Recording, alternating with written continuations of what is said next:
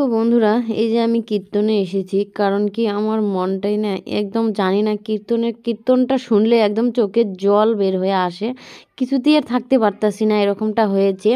তো এখন হবে মানে সূর্য পূজা। তো আমি কিন্তু হইতে চাইছিলাম, খুব মনটা ইচ্ছে গেছিলো জানো, কিন্তু না আমার কি বলবো, আর ভাগ্যটা যে এত খারাপ। কারণ সূর্য পূজাতে গেলেও কিছু টাকা লাগে, টাকা মানে কি একটু ফল টল কিনা লাগে, বা তারপর একটু দক্ষিণা দেওয়া লাগে।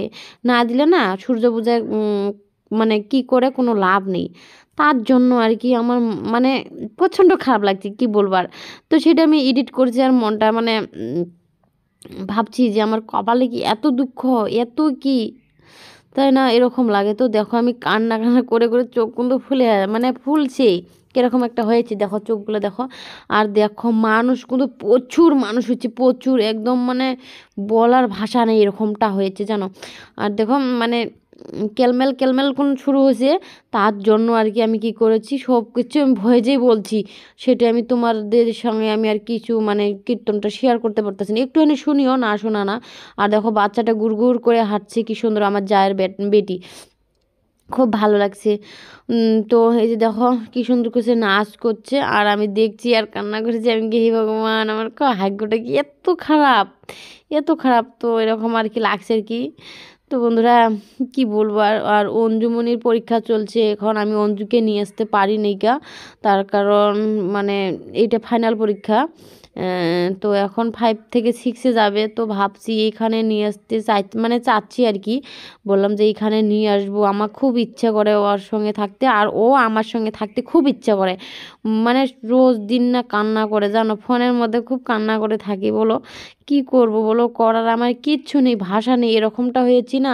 আমার মা বলতে মানে ঘৃণা করে, আমাকে নিজেকে ঘৃণা লাগে। আমি যে কিসের পৃথিবীতে ওর কিসের মা হয়েছি আমি, আমি কিচ্ছু একটা বাচ্চার জন্য করতে পারতাছি না, এরকমটা হয়েছে।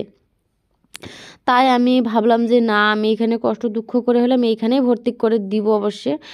মানে কিছু কাজ করি, মানে হঠাৎ মঠাৎ এখানে ওখানে একটু হাজিরা মাজিরা করতে যাই।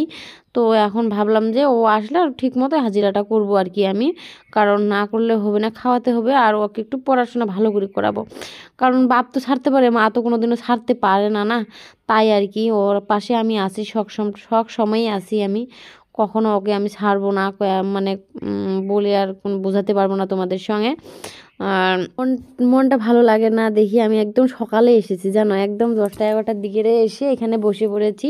আর কীর্তন সুজি আর কান্না, তার জন্য আমি একদম ফার্স্টে বসে পড়েছি, একদম ফার্স্ট কিছুই বসে পড়েছি।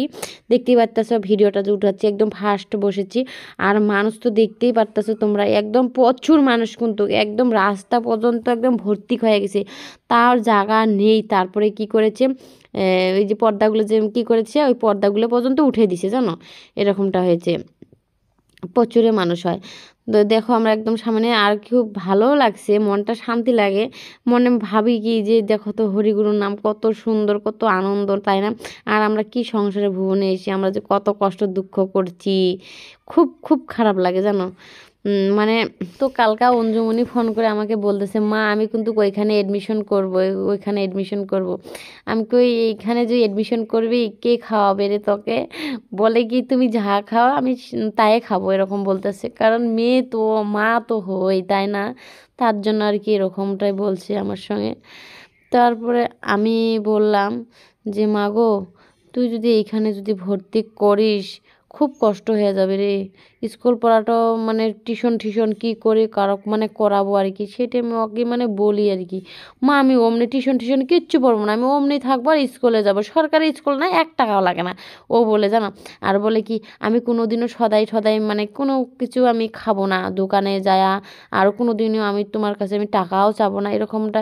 এতটুকু একটা মেয়ে, ভগবান সবটাই বুঝে জানো, সবটাই বুঝি আমি। এটাই মানে আচরিত মনে মনে ভাবি আর কি, যে না ভাগ্য করে আমি একটা মেয়ে পেয়েছি গো, এত মানে আমার মনের ব্যথা বেদনা সবটাই ও বুঝে জানো। তারপর মানে তো আমার ভিডিও কিন্তু ঝাড়া ধারা দেখছো নতুন আর কি, তারা জানবে না যে আমার কতটা দুঃখ কষ্ট বেদনা, কেউ জানবে না। কারণ ফার্স্ট থেকে যদি তোমরা দেখো অবশ্যই জানবে যে আমার শুরুতেই কষ্ট, কষ্ট কষ্ট দিনটা যাচ্ছে। আর যখন মোটামুটি তোমরা তো সামনে বছর দেখতেই পাচ্ছ আমি ব্যাঙ্গালোরে ছিলাম। তো এইবার দেখো, এইবার আমি বাড়িতে আসি। ব্যাঙ্গালোরে ছিলাম আমি স্বামীর কাছে, এখন ভালো ছিল। মানে বললাম না, যতদিন থাকি আমি স্বামীর কাছে স্বামী ভালো থাকে। আর স্বামীও হাতছাড়া হয়ে গেছে, আমাকে বাড়িতে রেখে গেছে। এই দেখো আমার কত ছিল্লিহাল্লা হয়ে গেছে গা, একদম মনে হয় সংসারে চলে না, এরকমটা হয়েছে, মনে হয় সংসার ভেঙেই গেছে একদম। আমি যদি হাতছাড়া করি তাহলে তো সংসারটা ভেঙেই গেল, তাই না? তার জন্য আমি মানে একদম মানে কি বলবো আর, এমন এমন করে ধরে আছি আমি না, মানে ছাড়তেও দেবো না বা ধরতেও দেবো না, এরকমটা হয়েছে। কারণ আমি ছাড়বো কি করে বলো, আমার তো মেয়ে আছে, আমি তো ছাড়তে পারবো না। আমি তো সংসার করেছি, আমি তো না করা না। আরে মানুষের কয়বার বিয়ে হয় বলো? মেয়েরও একবার বিয়ে হয়, ছেলেরও বিয়ে একবারে হয়, তাই না? আর এখন ঝি আইন মানে আইন আছে মানে আইন আর কি, মানে অন্য রকমের আইন। কিন্তু ছেলেরা কিন্তু কখনো দুইটা বিয়ে করতে পারবে না। যদি বিয়ে করে তাহলে কিন্তু একদম একদম জেল, মানে জেল হয়ে যাবে। তো এরকম কিন্তু পর্যন্ত হেমন্ত বিশ্ব শর্মাই বলেই আছে যে দুইটা কখনো বিয়ে করতে পারবে না, আর মেয়েরাও দুইটা বিয়ে করতে পারবে না, কখনো না। আমি বলি ঠিক, হ্যাঁ এরকমটা খুব ভালো হয়েছে, তাই না? আমি তো খুব ভালোই পেয়েছি। মেয়েরাও যাইতে পারবো না, গেলে বলে একদম জেল ঠেল হয়ে যাবে। ঠিক আছে, আমি খুব ভালোবাসি। তারপর আর এখন আমার স্বামী তো নিখোঁজ হয়ে গেছে, তাই না? আমার স্বামীটা কিন্তু একদম নিখোঁজ, এখন আসে না নাই সেটা একমাত্র ভগবানে জানে। সেটা আমরা তদন্ত করব, মানে এখন পুরো আলোচনা চলছে আর কি। তদন্ত করে মানে এটা দেখা যাচ্ছে না। অনেক লোকজন বলে যে এটা কভারেজ দে, কভারেজ কী কর। সেটা কখনো আমি ভাবি না যে কভারেজ দিয়ে যে আসবে বা কী করবে, সেটা আমি কখনো ভাবি না। এটা কভারেজের কোনো মানে মানে কথায় না।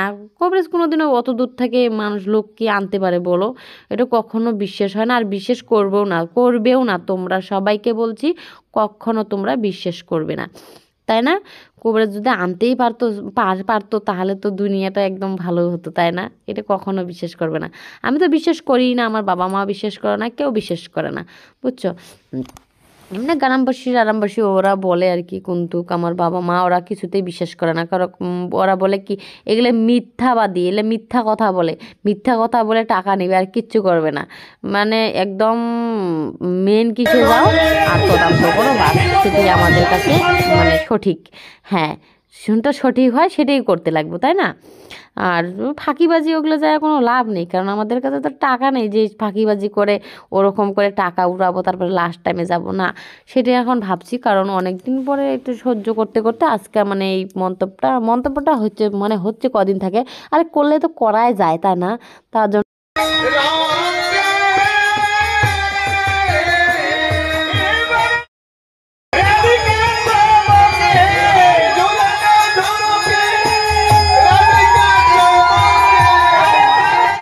তো বেশিটুকু আর তোমাদের কাছে শোনালাম না, কারণ শোনালে অনেক কেলমেলে একদম কি হয়ে যায় ভিডিওটা, তার জন্য আর কি।